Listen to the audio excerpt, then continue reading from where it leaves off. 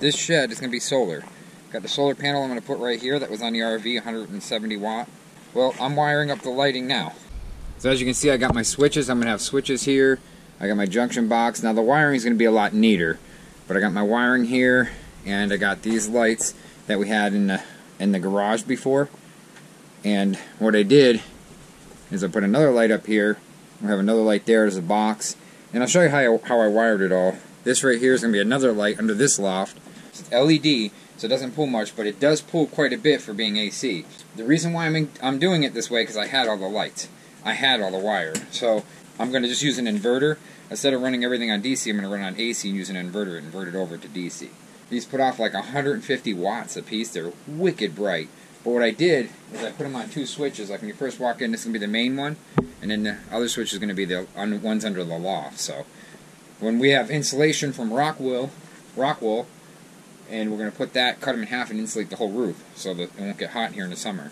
Now I just put this LED light in, and I made it really nice straight lines all the way to the box. All I did is I put the white wire on the white wire, which is neutral, and the black wire on the black wire, which is hot, and then the green is ground with the copper.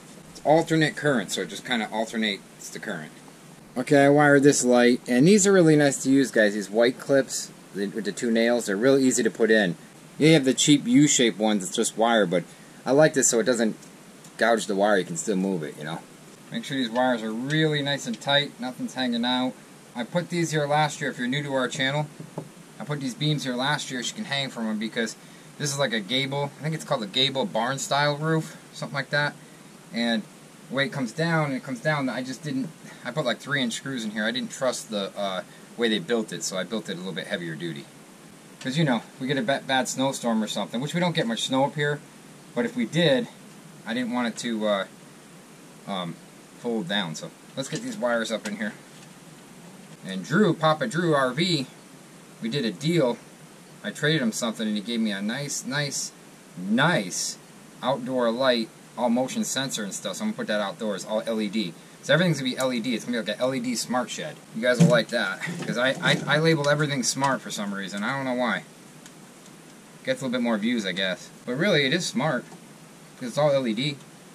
It's gonna be solar, so it's called a smart shed. I pulled a permit for this last year. It was like $100. So the inspector already came out here. It says he can't tax this because it's on block. So that's good, because it can be removed. So I don't want to hardwire anything into this outside, because then if I do, I got to get a permit. This is solar. You don't need a permit for solar. So guys, what I did here is I put all the wires coming into this box. What I did is the light, each loft is going to be on 1 switch down here. So when you walk in, you'll be able to hit the lofts or the main light.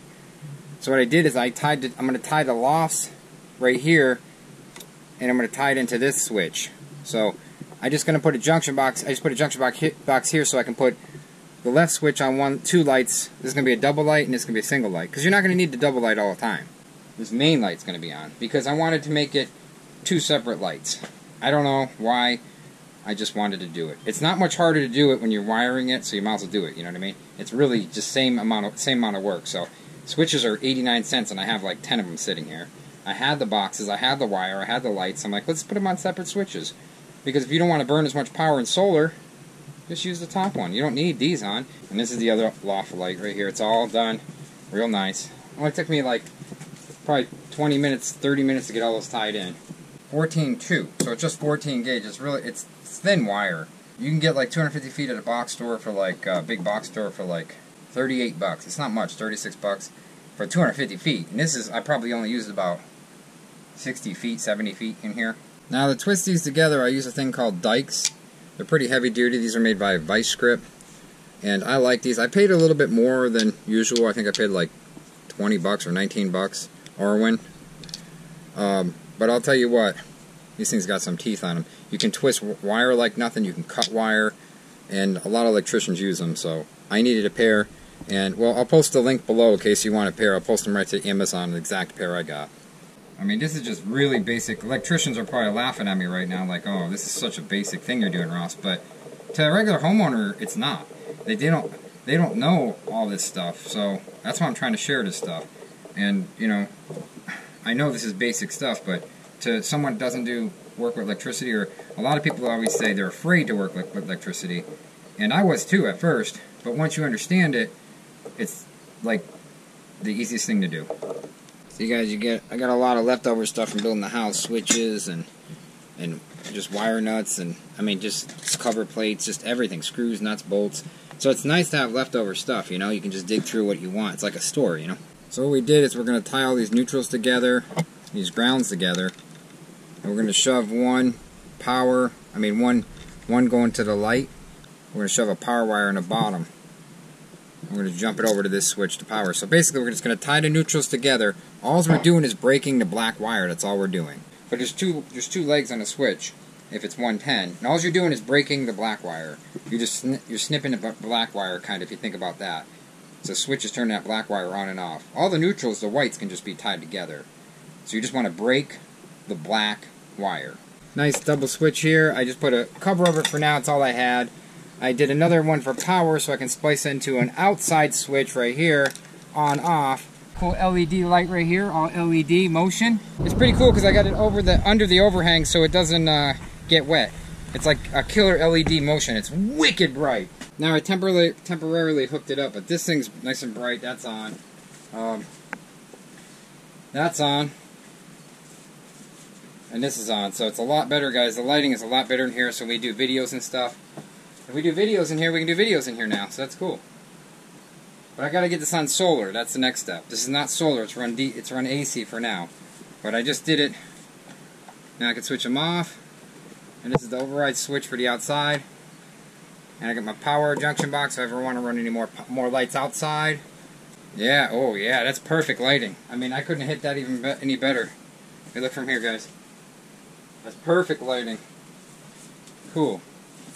Okay, so that's good.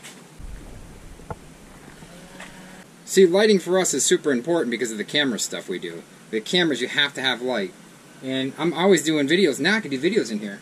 I mean, I can literally at night do videos in here if I want to. That's cool. I just got to clean this place up. It's a freaking disaster mess. Like, I got my mowing deck in here for the lawnmower. It's all, I just don't want it to rust in the wintertime, but I don't want to put it on the lawnmower yet because I got to haul more stuff until I get a tractor. I don't know. I'm just keeping it in here for now because I don't have to mow the grass yet. Okay guys, I have this little charger plugged in. Well, this is actually a big booster. It's like 4 lithium-ion batteries in here. And I have it to a 600 watt pure sine inverter. And I have a 30 amp fuse, so I'm fused, okay? And I have a plug that's plugging to here temporarily, that's plugging into the AC. Yeah. So this can be done like this, no problem. It's powered up. Nothing's beeping. It has a low power alarm. And it's not going to run long on but on a little battery like that, but I'm running the whole place on this right here. So I'm running the whole place. That'd be a good thumbnail, huh? I just don't want to hurt the lights too much running on that little, the inverter's doing it no problem. So what I'm going to do is keep these off, turn that on the outside.